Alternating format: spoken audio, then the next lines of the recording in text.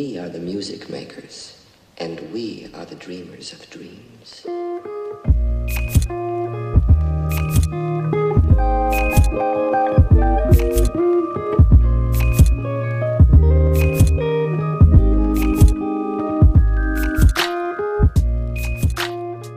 Hey guys, it is Tristan with Nerdouts Newsstand, and today on Ask the Experts, we have Jake from the Batfeed. Now, initially I came across his channel on a video about Gotham, and it was a documentary style, and I was absolutely hooked from the first one, and they've only honestly improved since. So, Jake, why don't you tell us a little bit about your channel, how you got this, extraordinary idea, something I've never seen before, and tell us a little bit about the book that inspired it. Yeah, for sure. I started the YouTube channel pretty much a couple months before the pandemic started, so like January of 2020, and February is really when I started posting videos, because that's when things started to ramp up a little bit more. And I just was like, once the world shut down, I was like, wow, I have all this time on my hands. I grew up with all my friends telling me like, oh, you're like a walking encyclopedia for Batman and comic books in general. So decided to just take all my knowledge of that stuff and turn it into something that would benefit other people as well. Yeah. So I started posting like a whole bunch of different random types of videos, trying to get a feel for what content to put out. And then I think it was on Instagram I heard about, and I decided to check it out. It was, I think, about $50, and the pictures that I was seeing from it were really cool. Wanted to hear the full story behind it. I've got it right here, actually. But there it is. It's got this nice cool red reflective lettering and everything. So, yeah, I'm reading through this, and I'm just like enamored by all of these like realistic 1920s takes on all these characters. Because what it is essentially is like an actual history on what if Batman had actually existed in this time period. And I knew like next to nothing about the 1920s, so I got to do like a bunch of research projects learning about all this history. But I reached out to the people who made the book, Giant Panda King, based out of Sydney, Australia. And I was like, hey, this is really cool. I'm thinking about doing the review in like a documentary style video. What do you guys think? They said, yeah, give it a shot. Send it over to us so we can take a look, and yeah, we'll just go from there. So I threw together the first Gotham 1919 to 1939 video, which was kind of just like an overview history, and didn't think much of it. Kind of like stopped posting for roughly 3 months because I got a job during the pandemic, and I started working that, and I was like, I'll do the YouTube thing if I find time. And then I think it was really so I was in the process of moving. I'm from Chicago originally, but I just moved to Ohio last year, or sorry, the start of this year. And I'm working this job. It transferred over to the state of Ohio. And all of a sudden I started to get all these notifications in like March or April of this year. I started off the year at like 200 subscribers, and then went and skyrocketing. And I was like, what's going on? So I go on YouTube Studio, and the Gotham 1919 to 1939 videos were like blowing up. I think it's roughly at about 400,000 views right now. So it was just, and tons of people commenting like, this is so cool, this is so original. And I was like, I really wish I could take credit, because it's all from this book, and I even still have to sometimes drill that in. Like, I'm not the one who came up with the concept, but we've got other series starting up now that are kind of giving us our own leg to stand on that are very similar to that. And yeah, I've been in constant communication with Giant Panda King, continuing that series. But we also started the Gotham 1889, which is inspired by Gotham by Gaslight. We have What If Batman Existed in Star Wars series that's going on. So it's kind of, like bred a bunch of other projects that have popped up. We've got a stop motion fan film in the works too, that a friend of mine and I are working on. It's going to be pretty cool. But that's basically an overview of the channel. And here we are. We're almost at 25K, I think. Yeah, I was so impressed. The Gotham one for a long time kept showing up in my recommendation, and I'm like, what is this? And then I'd go to something I normally watch and show up again. I'm like, all right, I've got to take a look at it. And I was blown away. It's such an original idea from both sides. Like you said, you can't take credit for it, but you put it into motion. You voiced it. So there was a lot that you put into it, your part too. And then I just watched your 1889 one, also, the Gotham by Gaslight. Like you're expanding upon all of these ideas. And is there any in the works that you or not? I know you talked about what's in the works, but have you thought about doing anything like, I know you're doing time periods, but even some of the Elseworlds, like, maybe Kingdom Come or Deceased or any of the more funky ones? Yeah. So I'm a huge zombie apocalypse fan. I would love to do something with Deceased because it's like a lot of people want to hear documentary style videos about like what if this was happening during modern days. So that's something that I was thinking about doing, but it's only in like the concepting stages. I have looked also at I can't remember the name of the Elseworld story, but the one where Batman's a pirate known as Leatherwing. Oh yeah. So there's one where he's a vampire too. There's so many cool Red ideas you could branch off, and this could be something huge. Like Mm-hmm. when you go through the book, and I don't have the book, but because of I've seen it on your channel, I'm getting the book. When you go through it, I know there's a lot there that we haven't even seen, right? So what when you went through, was your favorite to kind of, make a documentary? I know you've done Robin and Catwoman, Jekyll and Hyde. Well, that's the newer one, but even so, what was your favorite? I really, really enjoyed putting together the Two-Face video. Because that's a character that has tons of history in the comics, in Batman the Animated Series, all sorts of stuff. And this version of him in the book is just like right up there with the tragedy of Harvey Dent. It was kind of cool to see it through the lens of around World War I. He was like a former World War I veteran. I'm sure you've seen the episode. So yeah, absolutely. But yeah, just it was really cool and really tragic. But I would say more recently, probably I really enjoyed doing the Man-Bat video because it felt a lot like an SCP video or like an urban legend or a creepypasta or something. Oh yeah, and I think you did that one as a premiere. At least I'm, if I remember correctly. And it's nice to be able to ask questions about it during that time and and kind of go through it. I like the premiere, the way they do it. So I know you mentioned that you were working on a stop motion with somebody else.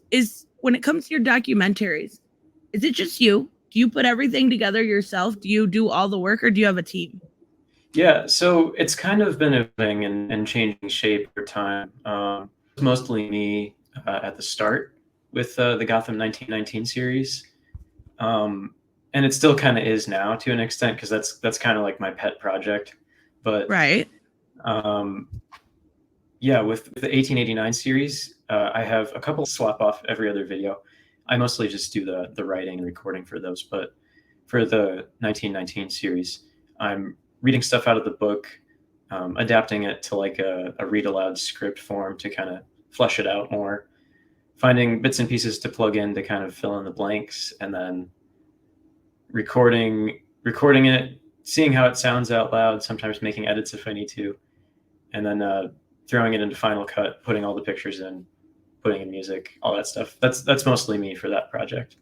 Well, that's pretty cool. Do you have a favorite Elseworld story that you personally enjoyed? Besides the Panda King book, the one that you really like?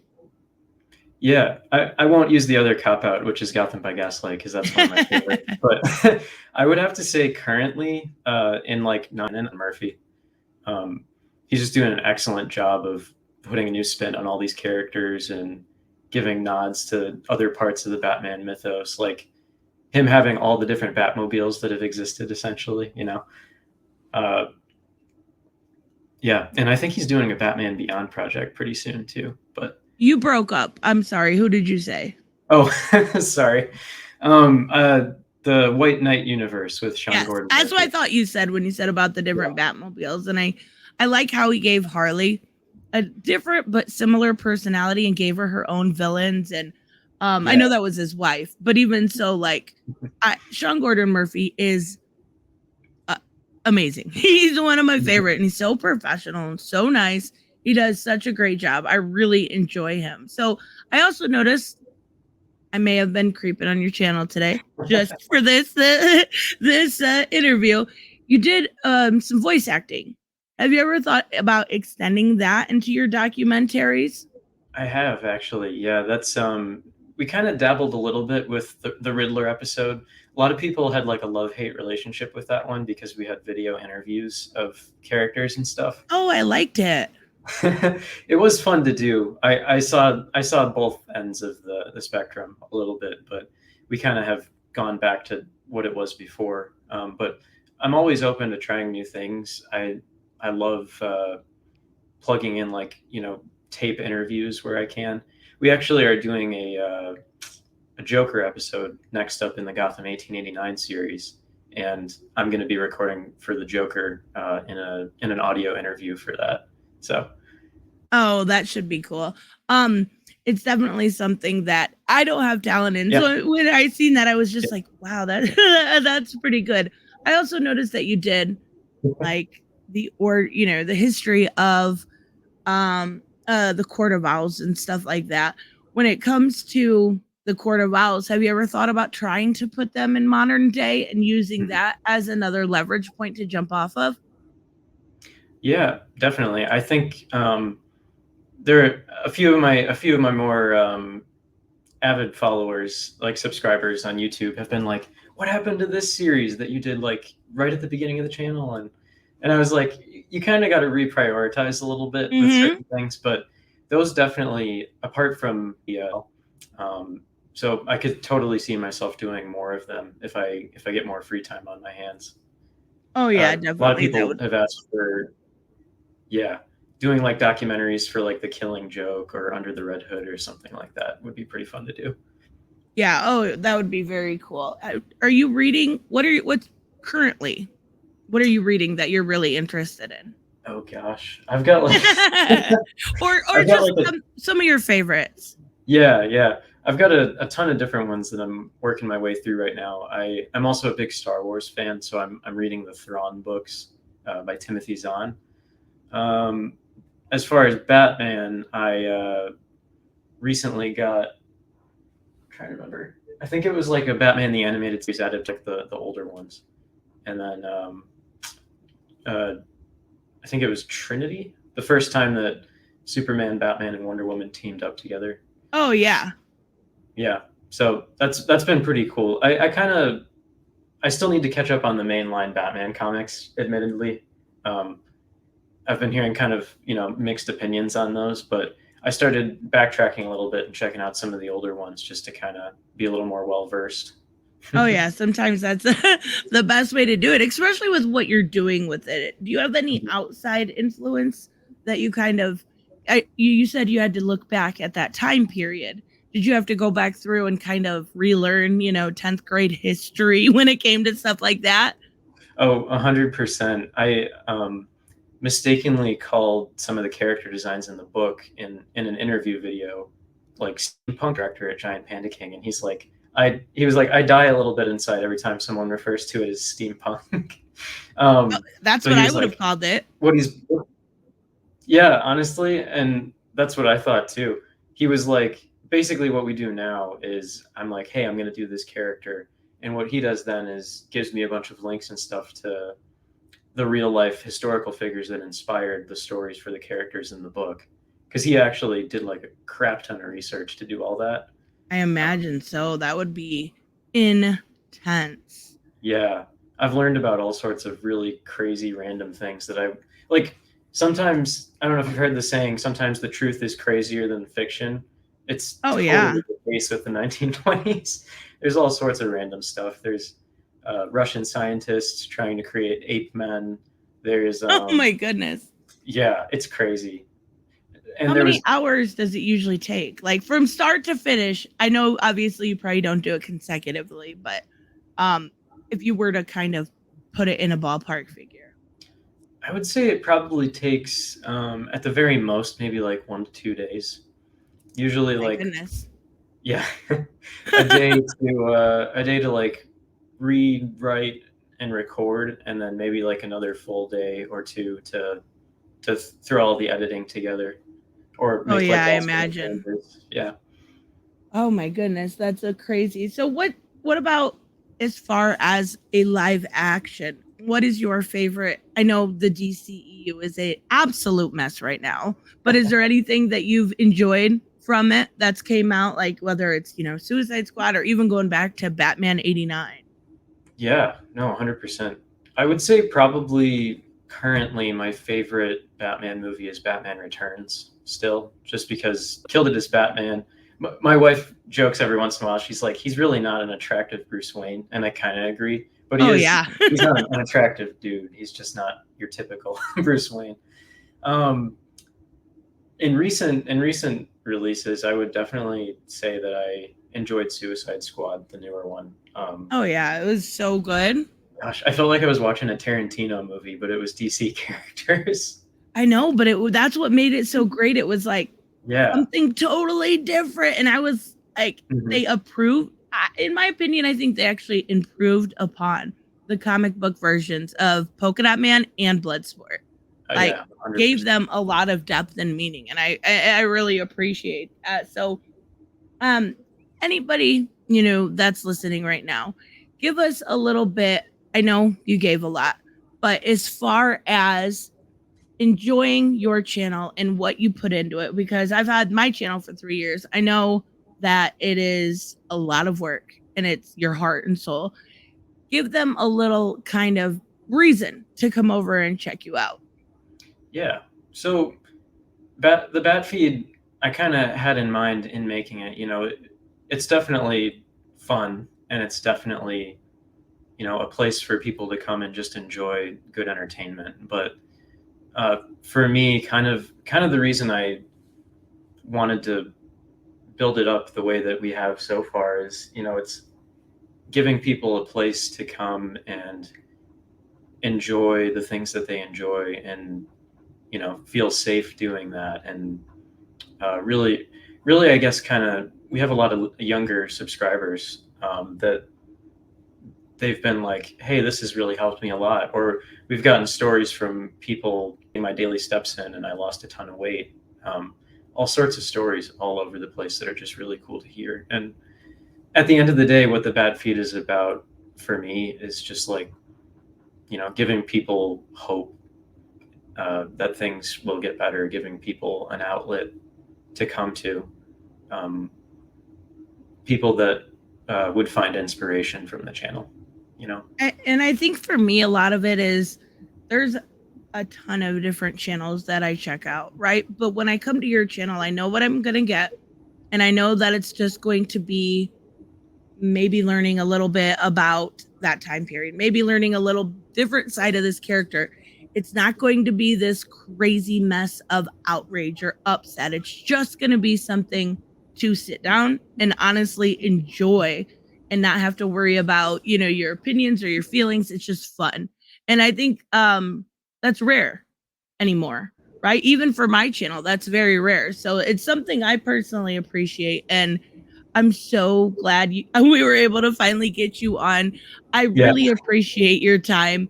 Is there anything else you want to tell anybody or be listening, and to all my subscribers just for, the wild ride that it's been and will continue to be, I'm sure. It's just, I never saw this becoming as big as it has. And I hope that it continues to grow and that we continue to just build a great community of Bat fans, Oh yeah. And what is there last question? What I'll bug you about. What can we expect in the next few weeks coming from you?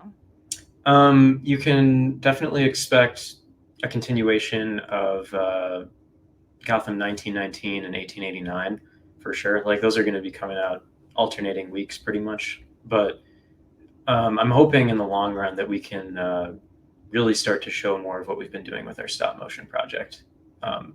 Some really cool stuff with just getting it so it looks good, doing like animation for the mouth so that it's actually believable and it's not just action figures like staring at each other and Right. voices, it's really cool. Like it seems like watching it now, I'm like, wow, did we really do all the work that went into this? Because it looks really good. But I'm looking forward to sharing those behind See, the I scenes. don't know much about stop motion. What goes into something like that?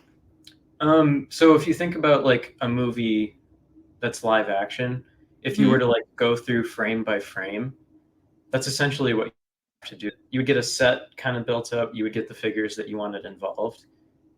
We do storyboarding, so kind of just to get a general idea of where all the characters are and what they're doing. We do like actual recordings of ourselves doing the things the characters are doing to get an idea of how long it would take, like how many seconds. Because you have 4 frames per second, then you have to shoot.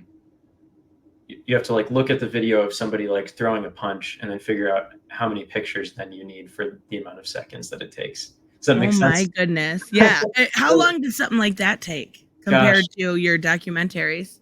Sometimes so we just shot Noah, the guy who's like our technical expert for the stop motion stuff. He just shot I think it was like a 30-second scene of Catwoman and Harley Quinn fighting each other. And it took him like an entire day of shooting photos, and I think over 1,000 pictures. Oh my goodness! But it's really high quality frame rate. It turned out really good. But yeah, it's pretty crazy. So, as you can probably surmise from that, it's going to take us a while to put this all together. But we have a lot of voice actors that have come on board that are really excited to be a part of the project, and we are looking for more. So if anybody's interested, hit us up on our email. Oh, that's awesome. That's so cool. I would never think of something like that. Now, have you done these previously? Yeah, Noah and we've actually been friends since childhood. And we started off with Transformers action figures from Hasbro in stop motion.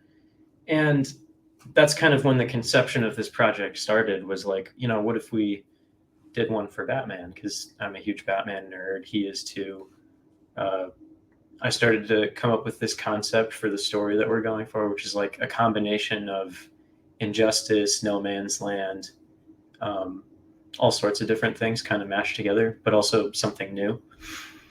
And I actually got the inspiration for the project from listening to Radioactive by Imagine Dragons, which is super cliche. Everyone was listening to that song, but oh my gosh, that's so. Is like that video though always creeps me out. Muppets have always creeped me out, so I'm like, I'll listen to it, but I'm not gonna watch. Yeah, that's pretty funny though. Well, thank you so much for coming on. I absolutely enjoyed it. Anytime you want to come on the channel, you are more than welcome, and I really appreciate it. Yeah, thanks so much, Tristan.